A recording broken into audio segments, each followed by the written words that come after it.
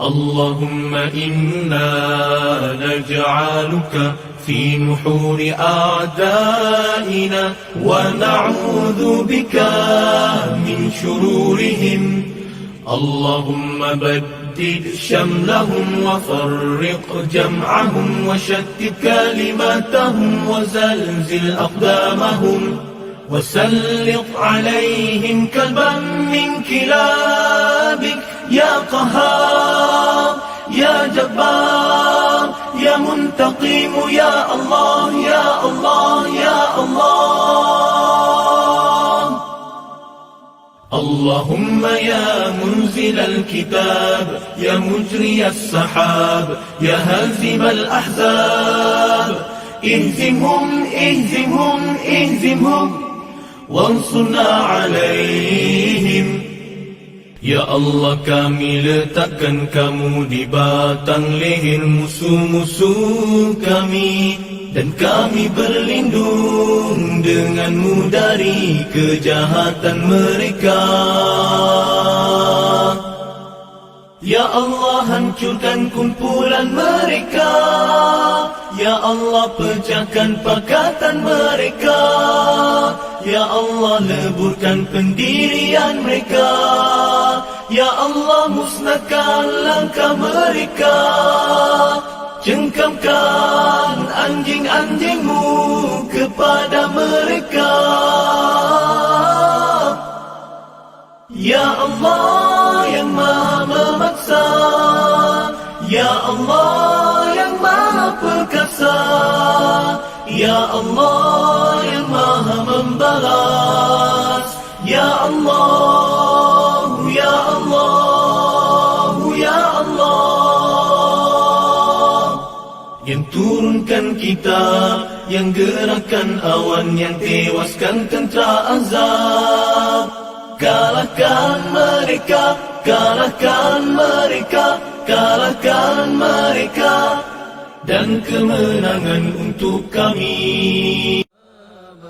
Astaghfirullah, innallah kana tawwaba. Astaghfirullah, innallah kana tawwaba. Astaghfirullah, innallah kana tawwaba. Astaghfirullah, innallah kana tawwaba. Astaghfirullah, innallah kana tawwaba. Astaghfirullah, innallah kana tawwaba. Astaghfirullah, innallah kana tawwaba.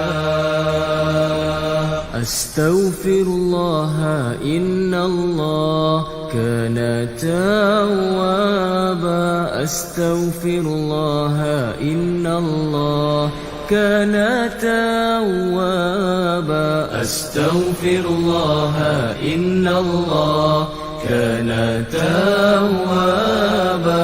Astaghfirullah, innallah kana tawwaba.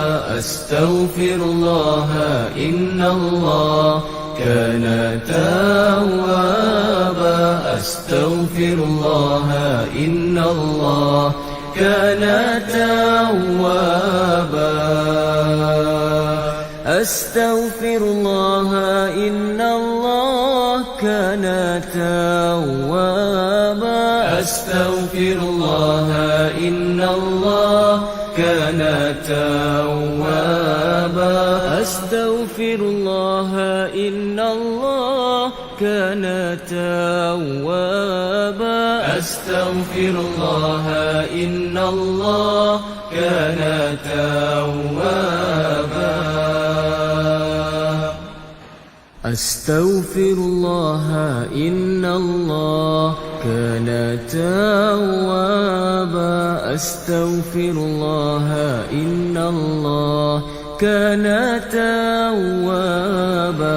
Astaghfirullah, innallah كان توابا أستغفر الله إن الله كان توابا أستغفر الله إن الله كان توابا أستغفر الله إن الله كان توابا أستغفر الله إن الله كان توابا أستغفر الله إن الله كان توابا أستغفر الله إن الله كان توابا أستغفر الله إن الله كان توابا أستغفر الله إن الله كان توابا أستغفر الله إن الله كان توابا أستغفر الله إن الله كان توابا أستغفر الله إن الله كان توابا أستغفر الله إن الله كان توابا أستغفر الله إن الله كان توابا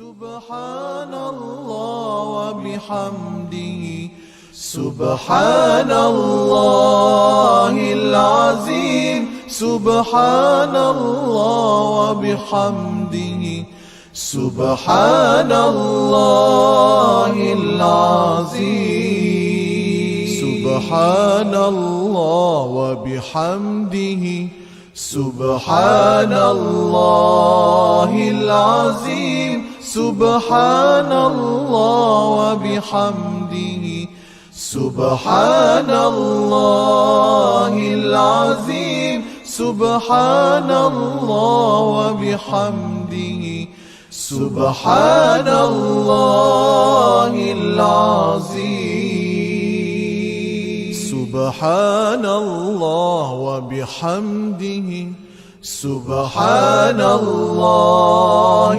العظيم سبحان الله وبحمده سبحان الله العظيم سبحان الله وبحمده سبحان الله العظيم سبحان الله وبحمده سبحان الله العظيم سبحان الله وبحمده سبحان الله العظيم سبحان الله وبحمده سبحان الله العظيم سبحان الله وبحمده سبحان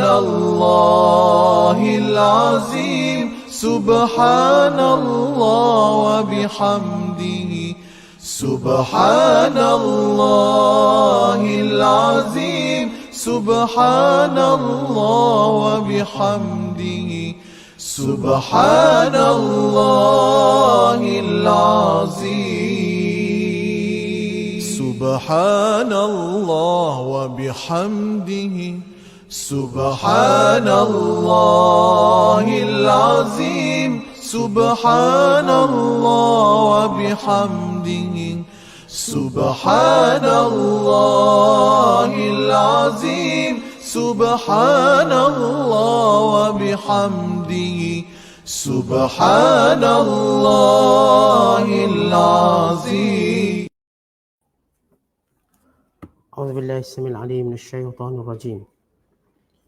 بسم الله الرحمن الرحيم. وإذ قال موسى لقومه يا قوم لم تؤذونني وقد تعلمون أني رسول الله إليكم فلما زاغوا أزاغ الله قلوبهم والله لا يهدي القوم الفاسقين وإذ قال عيسى ابن مريم يا بني إسرائيل إني رسول الله إليكم مصدقا لما بين يدي من التوراة ومبشرا برسول يأتي من بعد اسمه أحمد فلما جاءهم بالبينات قالوا هذا سحر مبين ومن أظلم ممن افترى على الله الكذب وهو يدعى إلى الإسلام والله لا يهدي القوم الظالمين يريدون ليطفئوا نور الله بأفواههم والله متم نوره ولو كره الكافرون والذي أرسل رسوله بالهدى ودين الحق يظهره على الدين كله ولو كره المشركون صدق الله العظيم.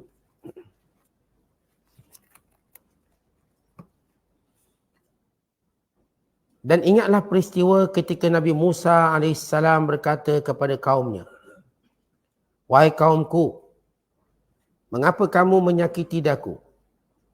Sedang kamu mengetahui bahawa sesungguhnya aku ini pesuruh Allah kepada kamu.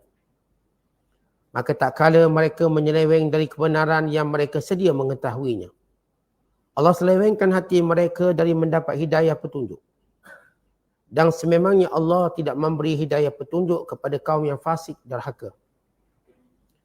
Dan ingatlah juga peristiwa ketika Nabi Isa bin Maryam berkata, wahai Bani Israel, sesungguhnya aku ini pesuruh Allah kepada kamu, mengesahkan kebenaran kitab yang diturunkan sebelummu, iaitu kitab Taurat, dan memberikan berita gembira dengan kedatangan seorang Rasul yang akan datang kemudian daripadaku, bernama Ahmad.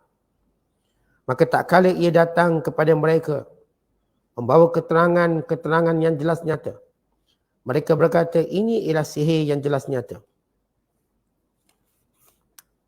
Dan tidak ada yang lebih zalim daripada orang-orang yang mengada-ngadakan perkara dusta terhadap Allah. Sedang ia diajak kepada memeluk Islam. Dan ingatlah, Allah tidak memberi hidayah petunjuk kepada orang-orang yang zalim. Mereka sentiasa berusaha hendak memadamkan cahaya Allah, yakni agama Islam, dengan mulut mereka. Sedang Allah tetap menyempurnakan cahayanya, sekalipun orang-orang kafir tidak suka akan yang demikian. Dialah yang telah mengutus Rasulnya Muhammad sallallahu alaihi wasallam dengan membawa hidayah petunjuk dan agama yang benar, yakni agama Islam. Ia memenangkannya dan meninggikannya atas segala agama yang lain, walaupun orang-orang musyrik tidak menyukainya. Masih lagi kita berada dalam penafsiran surah As-Saff, surah yang ke-61 pada juzuk yang ke-28. Bermula ayat yang ke-5 sehinggalah ayat yang ke-9. Ayat-ayat yang kita bacakan ini memberi peringatan akan dua kisah yang agung. Kisah Nabi Allah Musa dan Isa alaihissalam bersama dengan Bani Israel, yakni orang-orang Yahudi. Bagaimana penyelewengan Bani Israel dan orang-orang Yahudi mengingkari perintah Allah dan Rasulnya, berperwatakan dengan perwatakan memusuhi Allah dan Rasul, bahkan memusuhi kebenaran yang datang selepas itu, dengan menolaknya, menyelewengnya, bahkan berusaha untuk memadamkan cahaya Allah Subhanahu Wa Taala. Maka Allah Taala memberi peringatan, tidak ada yang dapat memadamkan cahaya Allah. Allah akan menyempurnakannya walaupun dibenci oleh orang-orang yang kafir. Sebagaimana Allah Ta'ala menjelaskan bahawa agama Allah yakni Islam, yang Allah utuskan melalui Rasulnya Nabi Muhammad sallallahu alaihi wasallam, akan tersebar luas dan akan berada pada tempat yang tertinggi. Sebagaimana hadis Nabi sallallahu alaihi wasallam, al-Islamu ya'lu wa la yu'la alaih. Islam itu akan tinggi dan tiada yang lebih tinggi daripada Islam. Akan tersebar agama Allah ini, akan bertebaran agama Allah ini walau dibenci oleh para penyembah berhala, orang-orang musyrik. Baik, ini intipati secara umum ayat yang kita bacakan. Kalau sebelum ini yang kita bacakan, bagaimana Allah Ta'ala memerintahkan orang-orang yang beriman supaya senantiasa bertasbih pada setiap masa, sebagaimana telah bertasbih kepada Allah segala makhluknya di langit dan di bumi. Dan Allah Ta'ala menyebut kepada orang beriman supaya berjuang dalam satu saf, berjuang dengan satu kumpulan dan satu jemaah yang kukuh, yang menjaga adab, etika dan akhlaknya. Kemudian Allah Ta'ala memberi peringatan kepada orang beriman supaya melakukan apa yang mereka katakan. Jangan mengikuti watak-watak orang-orang munafikin yang berkata sesuatu yang mereka tidak lakukan, kerana perbuatan tersebut menyebabkan Allah Ta'ala murka. Kemudian Allah Ta'ala menyebut pada ayat yang kita bacakan pada malam ini, amaran kepada umat Nabi Muhammad sallallahu alaihi wasallam supaya jangan berperwatakan seperti mana umat Nabi Musa dan Isa yang menyanggahi nabi-nabi mereka, yang mempermainkan nabi-nabi mereka, bahkan menidakkan seluruh perintah nabi-nabi mereka. Allah mulakan dengan Nabi Allah Musa, kerana Nabi Allah Musa AS ialah Nabi yang kedua terbanyak pengikutnya selepas Nabi Muhammad SAW. Kerana Nabi Allah Musa yang menerima kitab Taurat, yang menjadi kitab induk, yang menjadi dasar kepada Bani Israel. Walaupun Bani Israel menolak kitab Taurat ini, dengan mereka kitab baru yang bernama Talmud, dan menganggap Talmud lebih tinggi daripada Taurat, walau Talmud tidak diturunkan oleh Allah, dan menekuk tambah kitab Taurat. Dan demikian juga Allah menyebut sesudah Nabi Musa yang menjadi ikon kepada Bani Israel, Allah sebut Nabi Isa. Yang kedua-dua Nabi ini mempunyai pengikut yang ramai sesudah Nabi Muhammad SAW, yang mewakili Yahudi, Kristian dan juga Islam. Maka Allah mengingatkan umat Muhammad SAW supaya bukan sekadar menisbahkan diri mereka kepada Nabi sebagai pengikut, bahkan benar-benar mengikuti perintahnya. Jangan jadi seperti umat Nabi Musa yang cuma menisbahkan diri mereka kepada Musa tapi tidak pernah mengikuti perintahnya. Atau yang menisbahkan diri mereka kepada Isa tapi tidak melaksanakan perintah Nabi Isa. Maka jadilah umat Muhammad yang benar-benar berpegang dengan perintah Allah dan sunnah Nabi SAW. Dan ini yang Rasulullah ingatkan kepada umatnya. Taraktu fikum amrain lam tadillu ba'di ma'in tamassaktum bihima, kitab Allah wa sunnati, atau kama qala sallallahu alaihi wasallam. Aku tinggalkan kepada kamu dua perkara. Kamu tidak akan sesat sesudah kewafatanku, iaitu Al-Quran dan sunnahku. Maka ini yang menjadi peringatan Allah pada umat Nabi SAW, supaya berpegang teguh. Jangan jadi macam umat Yahudi yang sudah hilang nilai kebenaran dengan kitab yang diturunkan. Bahkan ada kitab baru pula yang tidak diturunkan oleh Allah. Atau jangan jadi seperti Kristian yang terus melupakan segala ajaran Nabi Isa. Walau mereka berbangga dengan jumlah mereka sebagai orang Kristian, tapi mereka tidak pernah mengikut kitab Nabi Isa. Tidak membacanya, apatah lagi mengamalkannya. Maka dibiarkan kitab itu diseleweng dengan begitu jauh. Sehingga hari ini kalau kita tanya orang Kristian, mereka tidak tahu apa dalam kandungan kitab Injil. Tidak tahu. Melainkan segelintir paderi mereka. Maka kata Allah dengan memulakan kisah Musa, wa id qala Musa liqaumihi, dan ingatlah ketika Musa AS berkata kepada kaumnya. Perkataan wa id, yakni ingatlah wahai Muhammad, dan peringatkan kepada umatmu tentang khabar Nabi Musa bin Imran AS. Id berarti ingatlah. Siapa yang ingat ni? Rasulullah diperintah supaya peringatkan cerita ni kepada umatnya. Cerita siapa? Id qala Musa, ketika Musa berkata kepada kaumnya, iaitu kaumnya Bani Israel. Apa kata Musa? Ya kaum, wahai kaumku, Lima tu'zunani, kenapa kamu menyakiti aku? Perkataan tu'zunani, kenapa kamu menyakiti aku? Kenapa kamu lawan aku? Kerana para Nabi alaihissalatu wassalam yang menyakitkan mereka bukan sebab kena pukul. Yang menyakitkan mereka bukan sebab mereka kena kutuk. Mereka tahan benda tu. Yang menyakitkan mereka melihat umatnya meninggalkan perintah Allah. Itu amat menyakitkan. Nabi-Nabi alaihissalatu wassalam mereka tidak peduli peribadi mereka. Yang mereka peduli perintah Allah. Sebab itu kata Aisyah, waktu menyebut tentang sifat Nabi SAW, Nabi tak akan marah perkara yang melibatkan perkara dirinya. Tapi bila ia melibatkan hukum Allah, maka Nabi akan marah. Hukum Allah. Semua para Nabi yang menyakitkan mereka bila seorang itu meninggalkan perintah Allah. Kerana mereka orang yang kenal Allah. Mereka mengenali Allah. Kerana itu sebarang pelanggaran hukum Allah dan meninggalkan hukum Allah benar-benar menyakitkan mereka. Kerana mereka takut azab yang akan menimpa kaum mereka. Kebinasaan yang menimpa kaum mereka. Ini yang disebut oleh Nabi-Nabi dalam banyak ayat. Inni akhafu alaikum. Aku bimbang akan tertimpa kamu dengan azab yang pedih. Aku bimbang tertimpa kepada kamu laknat Allah. Aku bimbang kamu akan dimurkai oleh Allah. Maka Musa kata, lima tu'zunani. Kenapa kamu menyakiti aku? Melawan segala perintah yang aku sampaikan kepada kamu. Bahkan mempelekehkan perintah-perintah Allah SWT. Merendah-rendahkan perintah Allah.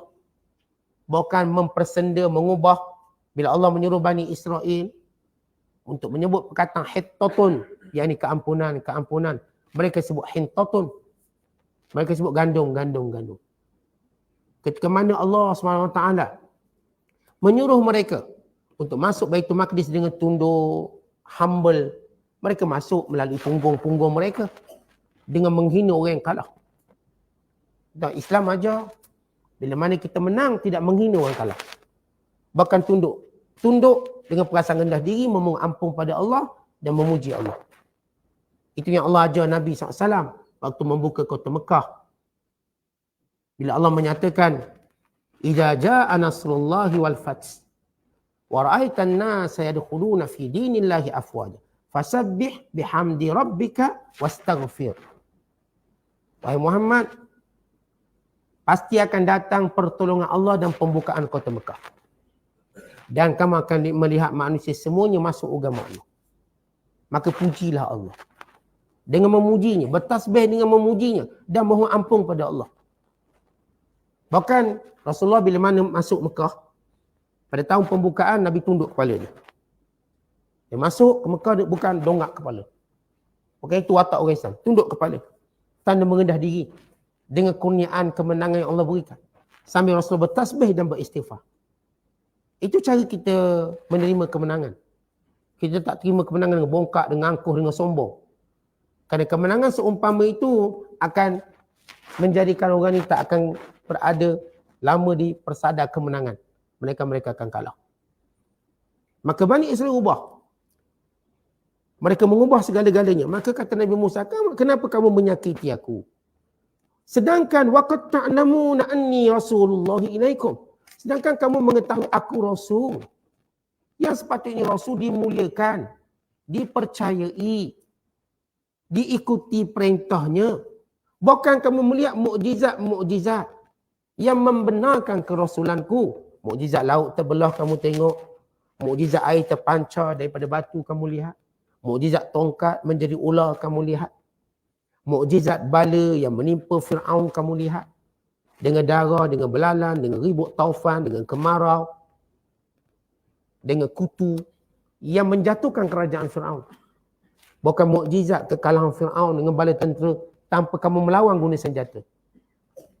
Ini bala tentera Fir'aun besar, gagah, kuat. Waktu itu Bani Israel tak ada senjata apa-apa. Pisau pun tak ada. Bagaimana tanpa senjata Allah menangkan atas satu kuasa besar waktu itu, Fir'aun. Untuk menunjukkan pertolongan Allah. Hatta hari ini pun. Allah boleh beri kemenangan umat Islam dengan melawan kuasa besar tanpa senjata. Sebagaimana dikalahkan Fir'aun tanpa senjata. Ditenggelamkan dalam Lautan Merah. Dan benda ni tidak mustahil untuk berulang. Boleh je kapal-kapal besar mereka tengah laut digulung oleh ombak-ombak. Boleh sahaja kapal terbang yang melayang tinggi digoncangkan oleh taufan sehingga berlaga antara satu sama lain.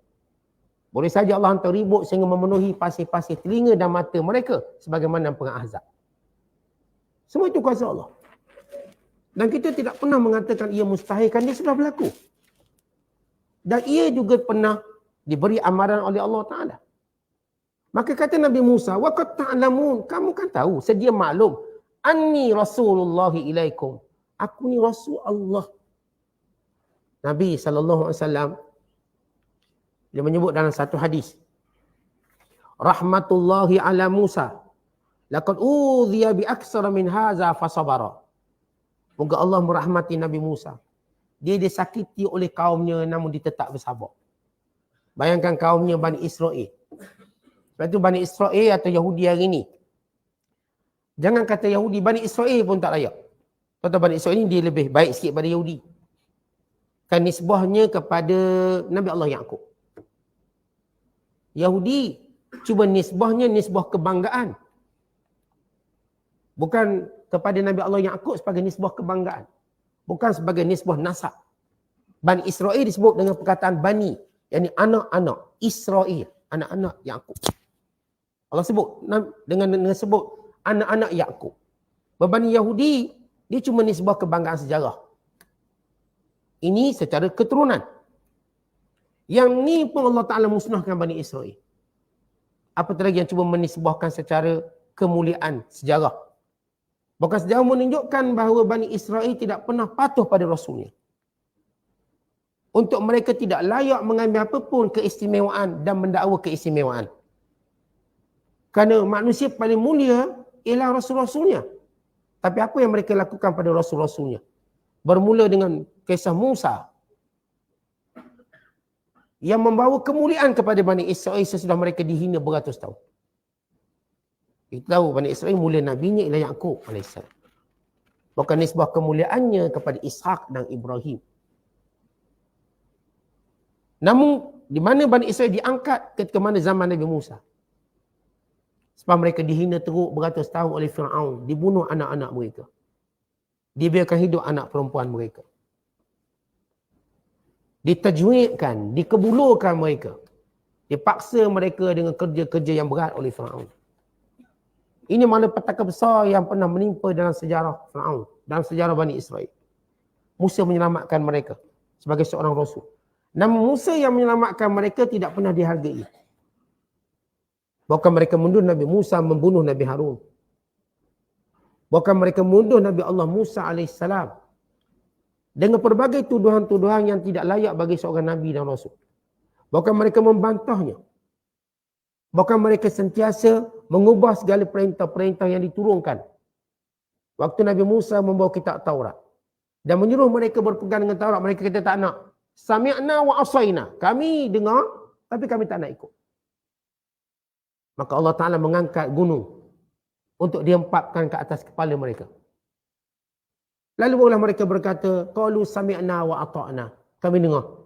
Kami akan patuh. Lepas gunung diangkat. Sebab itu cara mereka sujud dengan melagakan pipi pada batu. Kata Yahudi, cara mereka sujud, mereka tak pipi. Tak pipi. Sebelah lagi tengok ke atas. Kenapa? Begitu gambaran waktu gunung diangkat. Waktu disuruh sujud sempurna, mereka takut gunung menimpa mereka, lalu mereka hanya sujud dengan pipi. Umat Islam sujud dengan sempurna dahi. Seluruh arah kepala kita. Umat Yahudi mereka sujud dengan tidak sempurna, mereka hanya sujud pada pipi dan sebelah mata mereka melihat ke atas. Sebab tu hari ini mereka namakan sebagai dinding tangisan. Yang mereka akan impit sini, mereka pun tengok atas, nangis. Itu cara mereka sujud kerana takut gunung menghempak kepala mereka. Allah cerita. Maka kerana itu kata Nabi SAW, moga Allah merahmati Nabi Allah Musa. Dia disakiti oleh kaumnya begitu banyak. Walau Nabi Musa paling banyak tolong mereka dengan pelbagai pertolongan. Namun mereka tidak pernah memuliakan Nabi Musa. Bahkan menghinanya. Maka Allah mengingatkan umat Muhammad SAW.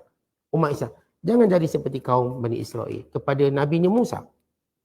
Kemudian kata Allah, kesan kerana mereka lawan Nabinya. Falamma zaghu, Oleh kerana mereka berpaling daripada perintah Allah. Azaghallahu qulubahum, maka Allah palingkan hati mereka daripada petunjuk. Akhirnya mereka ini tidak berada pada jalan petunjuk, mereka kekal sesat sampai hari kiamat. Dan menjadi umat yang dilaknat sampai hari kiamat. Dan hati mereka tidak boleh terima kebenaran walau sebenar mana pun kebenaran tadi. Kerana ia bermula daripada zaman Nabi Musa. Zaru qulubahum. Mereka menyesatkan diri mereka sendiri. Tak nak dengar, tak nak ikut. Maka kata Allah, azaghallahu qulubahum, maka Allah sesatkan mereka. Wallahu la yahdil qaumal fasiqin. Allah tidak memberi petunjuk kepada kaum yang fasik. Apa maksud fasik? Yang meninggalkan perintah Allah. Seorang bila tinggalkan perintah Allah, dia akan jadi fasik. Lagi banyak perintah Allah, lagi fasik dia. Akhir selepas fasik, dia akan menjadi kufur. Bermula fasik, fasik ni maksudnya rosak. Akhirnya dia akan menjadi kufur. Jadi engkar, melawan. Kemudian sesudah Allah Ta'ala menyebut tentang Bani Israel yang menentang Rasulnya. Allah menyebut satu lagi, kelompok Bani Israel yang menentang pula Nabi Isa.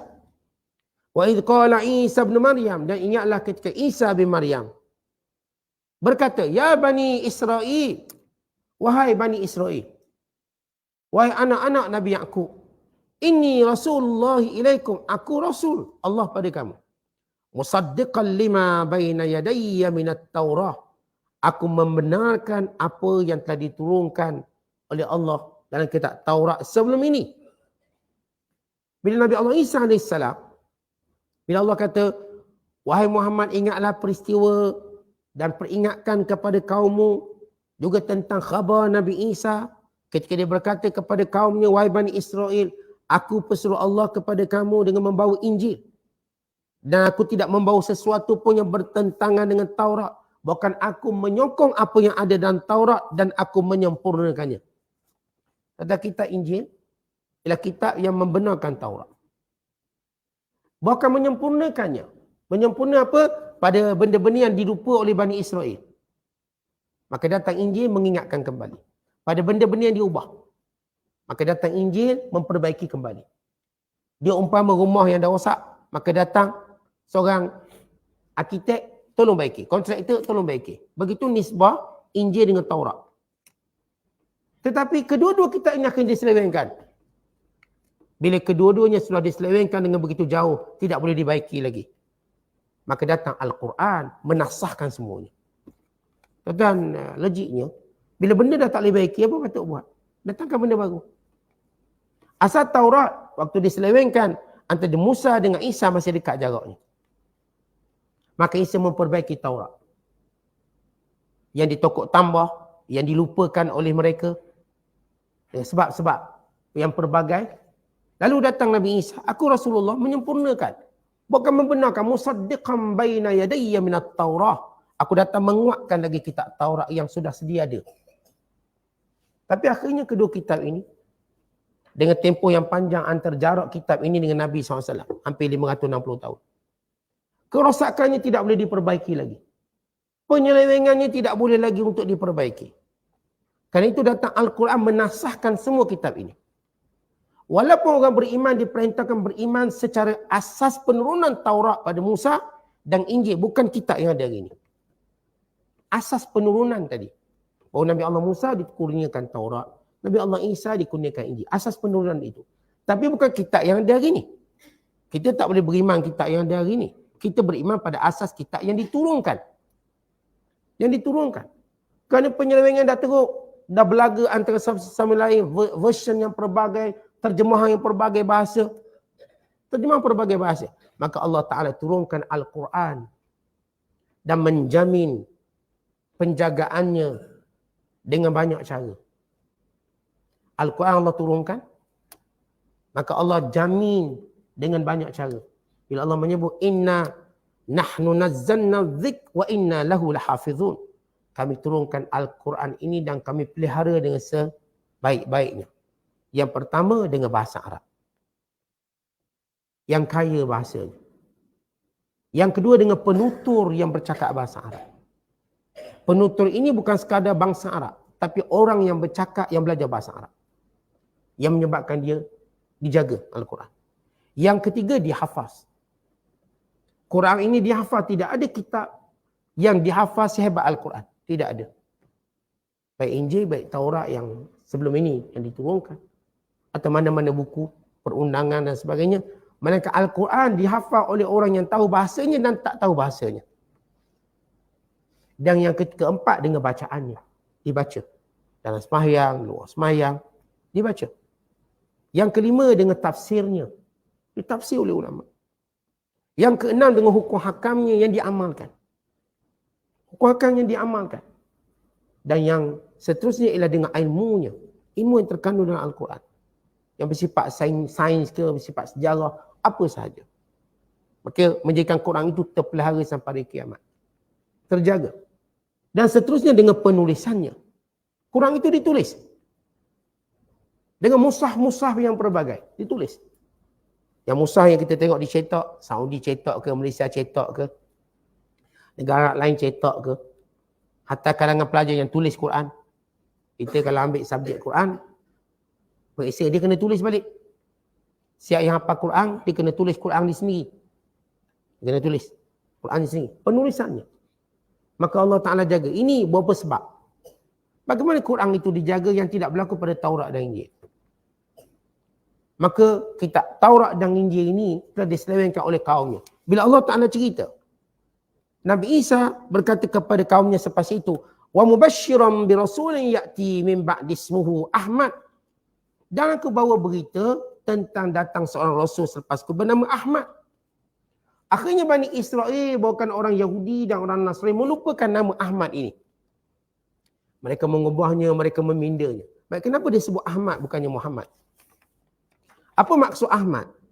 Para ulama ketika membicarakan tentang rahsia kenapa Allah menyebut perkataan Ahmad. Ahmad memberi maksud yang paling memuji Allah.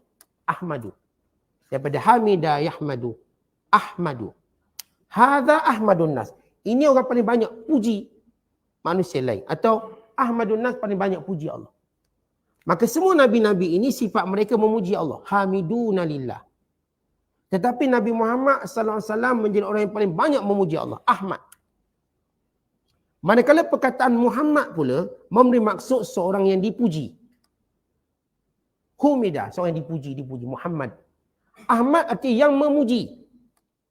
Aku turunkan, aku beri khabar gembira tentang datang seorang Rasul yang sifatnya sentiasa memuji Allah. Ahmad, paling banyak memuji Allah. Maka ini maksud Ahmad.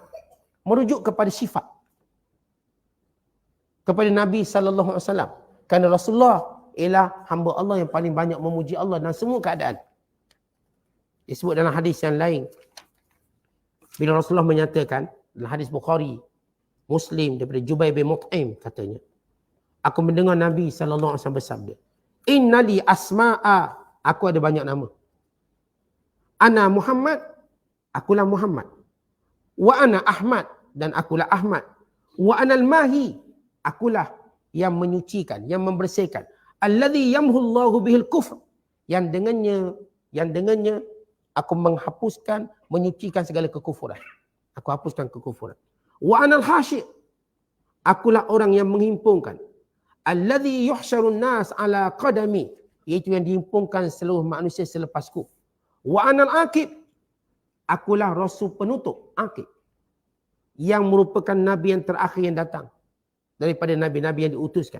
Dan hadis yang lain Nabi SAW menyatakan di antara nama Rasulullah ialah Muhammad, Ahmad, Hashir, Mukaffa. Dan Nabi Rahmah, Nabi Taubah dan Nabi Malhamah. Ini nama-nama Nabi SAW. Maka Ahmad antara nama Nabi SAW. Selain pada Muhammad. Selain daripada Mahmud. Dan lain-lain nama. Yang menunjukkan sifat. Nama Rasulullah itu menunjukkan sifat dia. Bukan namanya menunjukkan kepada zat dia. Sifat dia.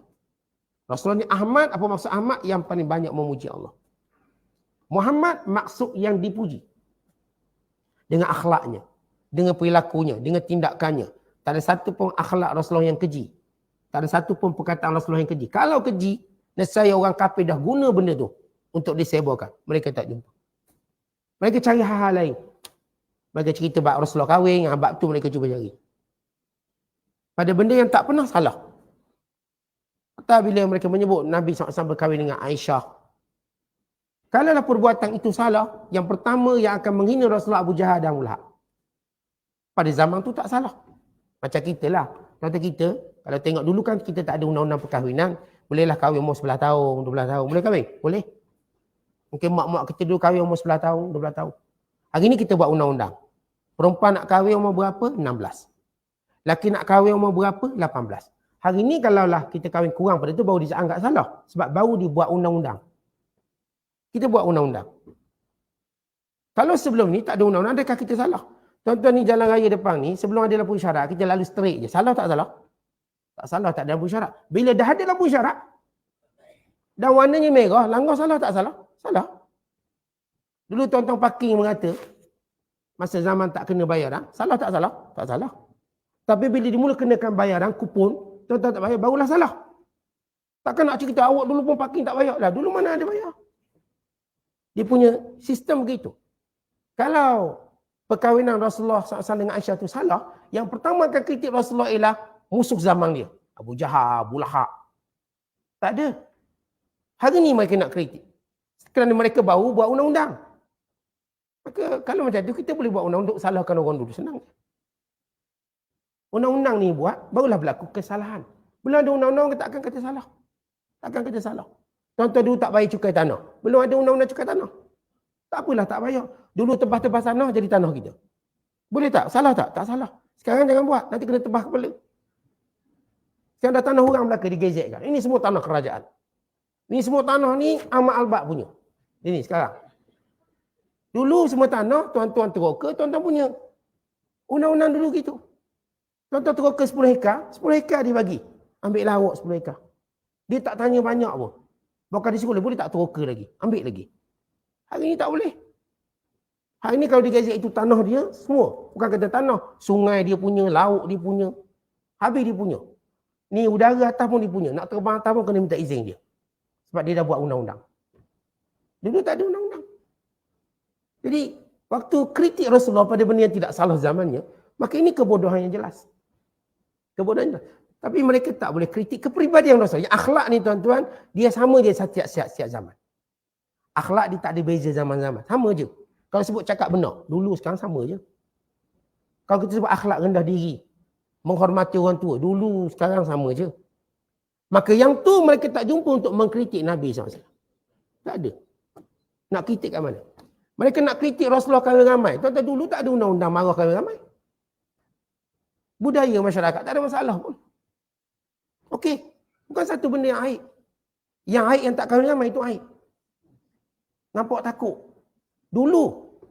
Hari ni mungkin berbeza. Yang cerita dulu tak boleh nak kita gunakan kaedah kita sekarang untuk menyalahkan. Tak boleh. Bukan begitu kaedah dia. Tiap zaman, dia ada benda salah, ada benda tak salah. Berdasarkan budaya, berdasarkan kebiasaan dan sebagainya. Biasanya dulu tuan-tuan nak berniaga. Berniaga kat mana pun tak ada lesen, berniaga je. Hari ni jangan buat lebih kurang berniaga. Walaupun depan rumah sendiri tak boleh. Dulu kan rumah kita boleh berniaga. Kita nak berniaga tepi jalan boleh. Kat mana pun tuan-tuan boleh berniaga. Nak berniaga apa boleh. Nak berniaga unta, kambing, kerbau semua boleh. Hari ni mana boleh. Dulu tuan-tuan nak beli apa kat rumah, belalah. Tak ada orang marah. Bulan tu raya pun tak marah. Bela. Ni bela ni bela ni. Dulu, hari ni jangan. Bela ayam pun kena komplain. Bela ayam kena komplain. Salah tu. Nanti ayam tu bising berkokok. Ni bandara datang rampas. Konon je racung lah, ada benda lah. Kena denda pula. Sebab dia baru ada undang-undang. Ya, satu benda yang mereka tak boleh kritik Nabi SAW. Sebab Nabi ini Muhammad yang dipuji. Segala perilaku, segala perbuatan. Kalau ada benda yang tu nesai orang kafir dah guna benda tu, mereka tak jumpa. Ini kemuliaan Nabi SAW. Kemudian kata Allah Ta'ala, falamma ja'ahum bil bayinat, bila datang kepada mereka, orang-orang kafir, ahli kitab, yang baca kitab, akan kebenaran Nabi SAW, qalu, mereka kata, haza sihrun mubin, ini sihir yang jelas. Rasulullah buat mukjizat macam Nabi Isa buat mukjizat. Rasulullah buat mukjizat macam Nabi Musa buat mukjizat. Bukan lebih hebat. Tapi bila time Nabi Musa, mereka kata mukjizat. Time Nabi Isa, mereka kata mukjizat. Time Rasulullah, mereka kata sihir. Lihat, dia punya kayu ukur yang salah. Cara mereka melihat dengan pandangan yang kita katakan double standard.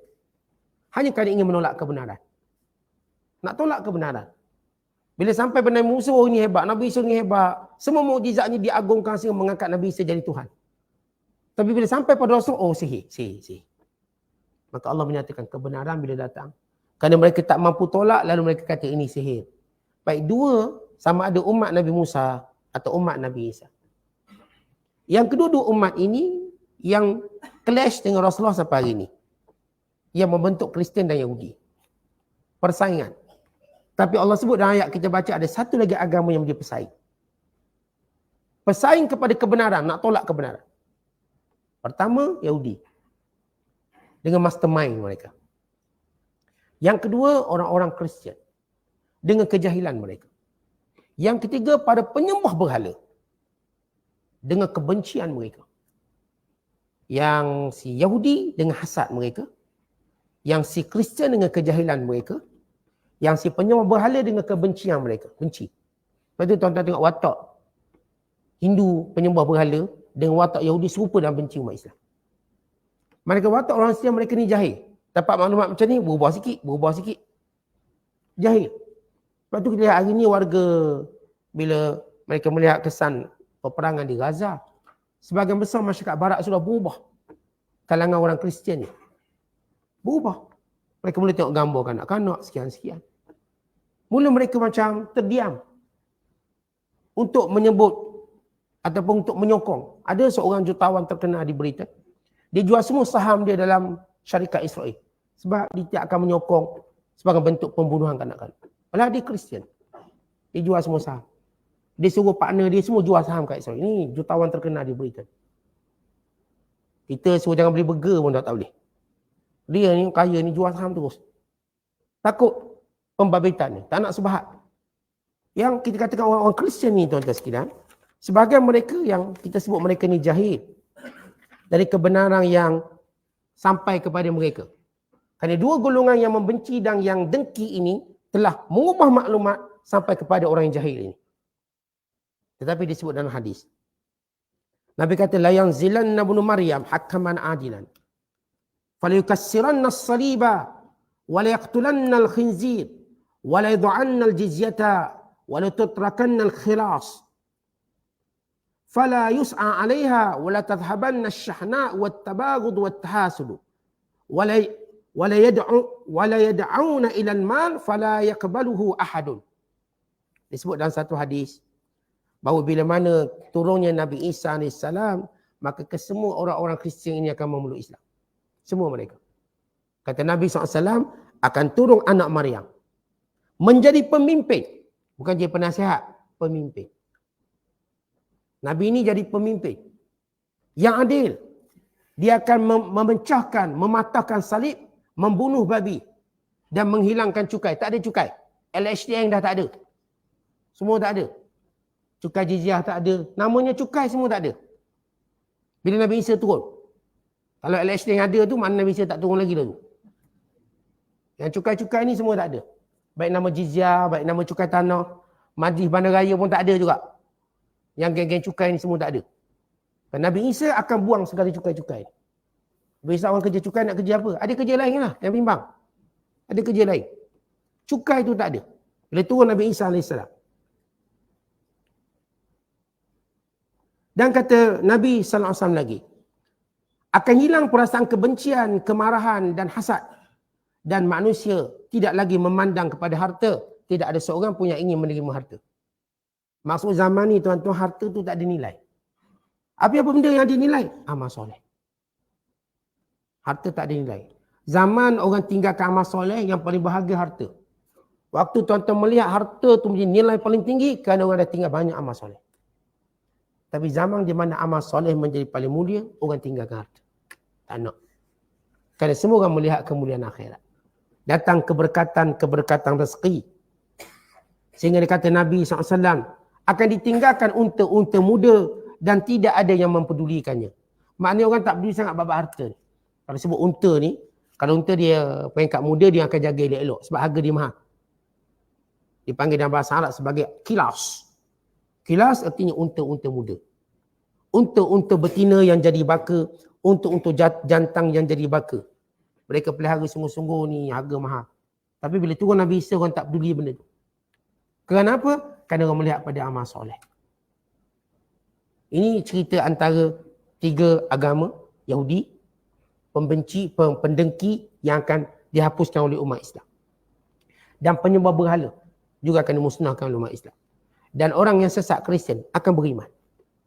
Akan beriman kepada Nabi SAW dengan turunnya Nabi Isa yang membenarkan kerasulan Nabi Muhammad SAW. Sebab itu disebut dalam hadis, bila mana Nabi Isa turun, ketika mana sebahagian umat Islam berkumpul di masjid.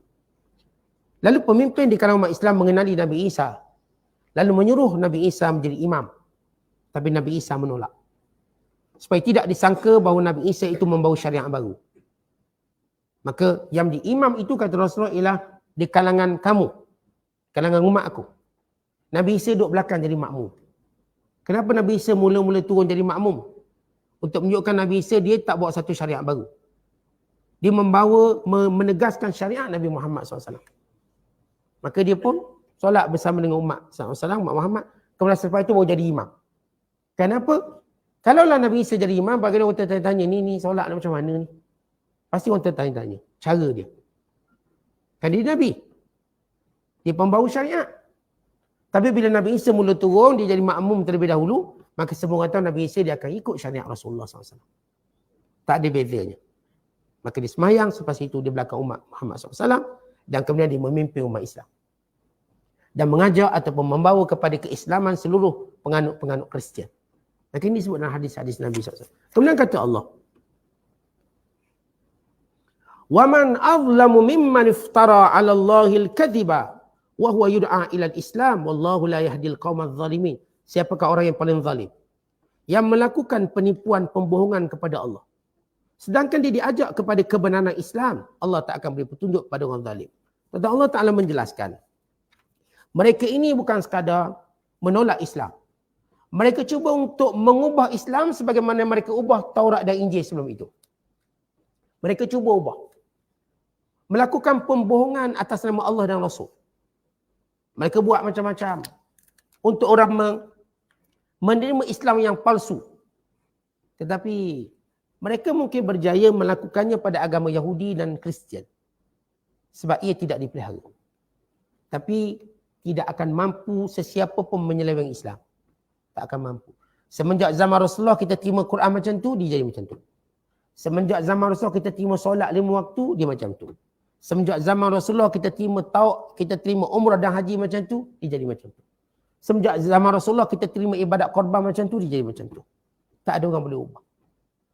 Kalau zaman Rasulullah sebut tentang lembu, kambing, untanya, maka tak ada orang boleh ubah jadi rusa, kancil, korban, kuda belang, tak ada.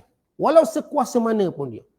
Sejarah menunjukkan ada pemimpin-pemimpin yang jahil, yang autokrasi, yang diktator, tapi mereka tidak mampu mengubah Islam.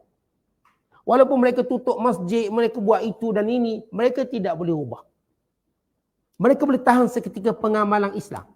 Hatta ada pemimpin boleh menyebabkan undang-undang Islam tidak terlaksana.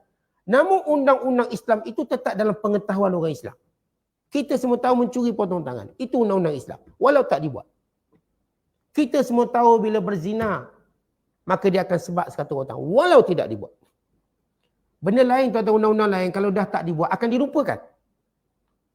Tak buat. Tetapi berbeza dengan undang-undang Islam. Walau tak buat, dia tetap tersimpan dalam dada-dada para ulama hukum hakamnya. Sebagaimana tersimpan dalam Al-Quran. Pernah zaman di mana yang memerintah mewajibkan semua rakyatnya buka aurat. Tetapi setiap umat Islam tahu wajib tutup aurat. Walau mereka buka aurat.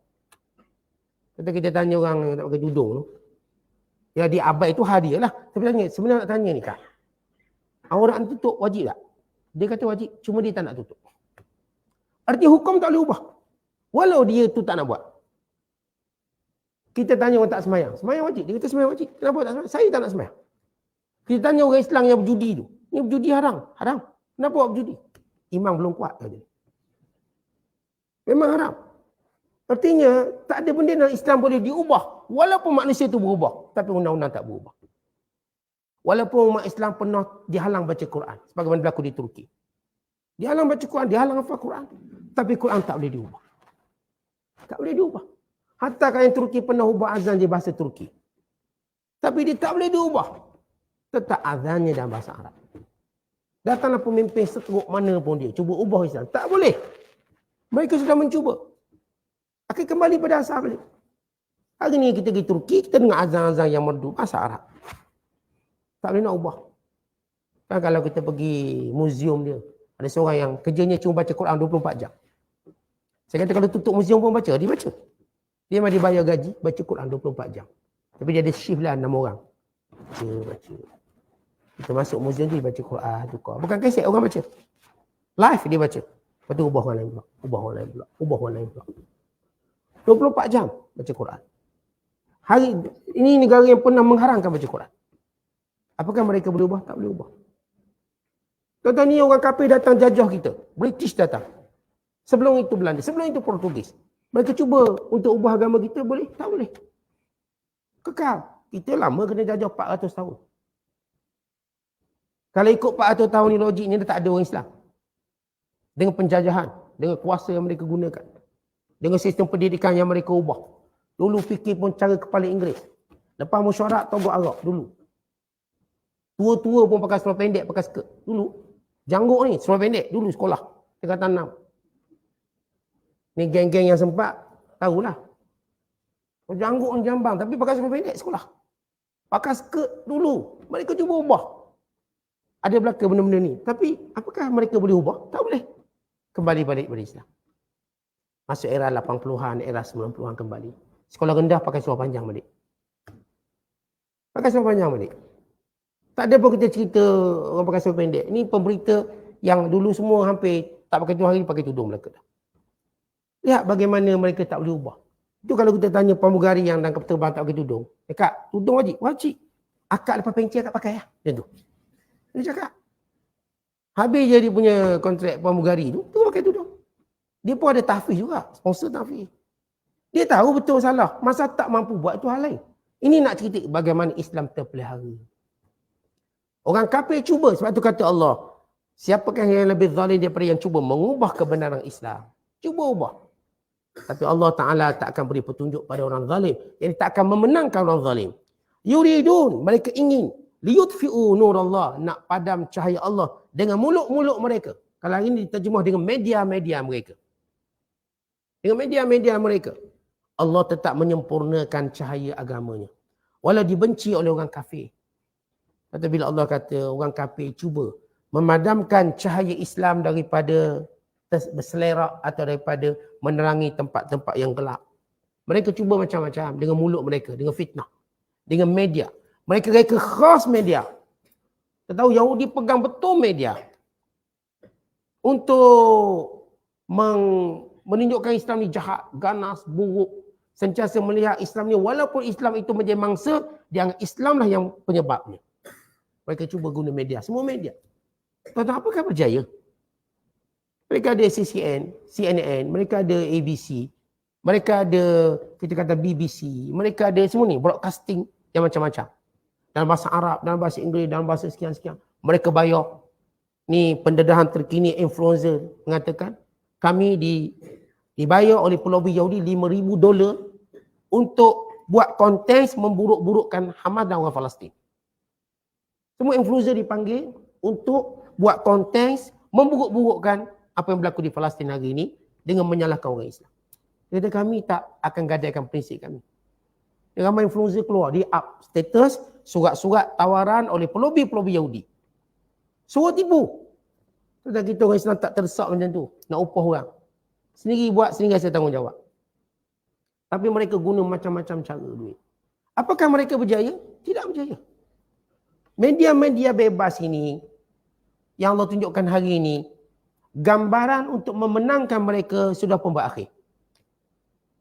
Zaman dulu mungkin boleh kelentong ramai manusia. Tapi tetap tak boleh semua manusia. Hari ini tuan-tuan dengan media yang terbuka. Dengan media yang terbuka. Menyebabkan bila mereka sendiri merasakan bahawa mereka tidak mampu lagi menipu. Tak mampu. Sebab orang tengok gambar itu dibawa, disebarkan. Apa lagi mereka boleh cakap?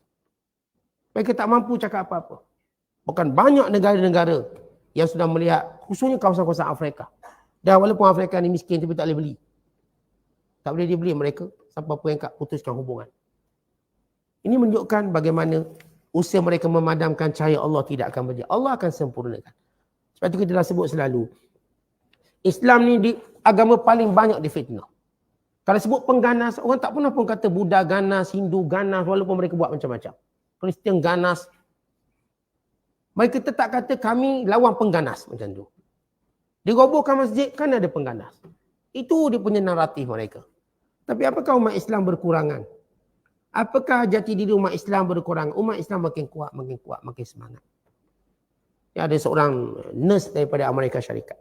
Dia bekerja di Gaza. Orang ni, dia punya wartawan bertemu bual dia. Tentang apa yang berlaku di Gaza. Dia pun cerita bom sekian. Dia tengok mereka ini semuanya happy. Walaupun musibah, dan mereka cuba tolong saya untuk keluar daripada Gaza. Itu ada sebahagian daripada orang asing dah boleh keluar daripada sempadan Rafah. Mereka ikhtiar untuk keluarkan kami, mereka buat macam-macam. Mereka tak perlukan keluarga mereka sekian-sekian demi untuk tolong kita orang biar keluar. Betul, mereka walaupun dalam musibah, kata dia, mereka tersenyum dalam musibah. Bukan mereka mati dalam kegembiraan. Bukan macam kita hidup dalam keadaan duka cita. Mereka ni mati dalam keadaan gembira. Mereka tak nak keluar Gaza. Lalu orang tanya nurse ni, wartawan tanya, habis, apakah awak nak pulang balik ke Gaza? Dia kata, nak. Saya nak masuk balik ke Gaza. Walau teruk macam tu, nak balik. Ini orang bukan Islam ni, bukan orang kafir. Bukan orang Islam. Bukan Islam. Sebab saya tengok mereka ini orang-orang yang memilih mati gembira, bukan hidup terhina. Kita lihat mereka gambarkan mati gembira. Ya, mati yang mulia. Mati yang selama ni kita dengar kisah Hamzah mati syahid. Kita dengar selama ni kisah sahabat-sahabat yang mati syahid dalam perang Badar, perang Uhud, sekian-sekian. Itulah dia ulangan Allah Ta'ala kepada umat yang mulia. Kalau kita dulu dengar semangat bagaimana para sahabat mati syahid sekian. Kita tahu kelebihan kemuliaan. Dan Allah jadikan bumi Palestin, bumi Gaza, tempat dihimpunkan semua para syuhada. Ini mereka mati dalam keadaan gembira. Seronok. Atau kalau mereka ditanya, maukah tinggalkan Palestin? Kata tidak. Kami hidup di sini dan mati di sini. Sampai mereka tersemangat mereka. Berarti bagaimana Allah berikan pada mereka roh kekuatan dalam menjaga agama mereka. Sebab mereka tahu Palestin ini bukan sebarang bumi.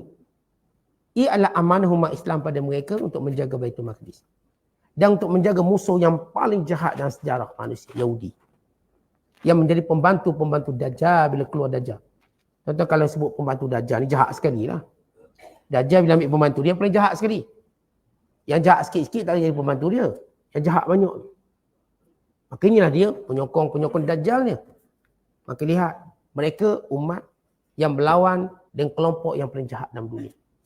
Yang paling berkuasa dalam dunia. Mereka umat terpilih.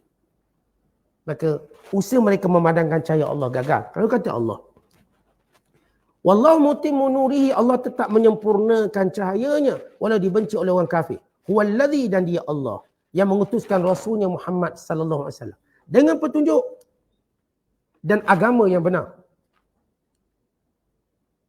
Liyudhhirahu 'ala ad-dini kullih, bagi mengatasi agama-agama yang lain walau dibenci oleh orang musyrik.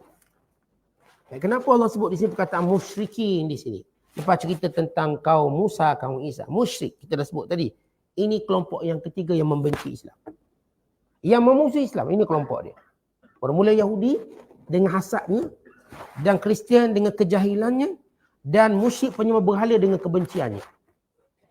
Maka Allah tetap akan menjadikan agama Islam mengatasi segala agama yang lain. Bukan sekadar mengatasi dari sudut kebenaran dan petunjuk. Bukan mengatasi secara kekuasaan. Kekuasaan politik, kekuasaan ekonomi.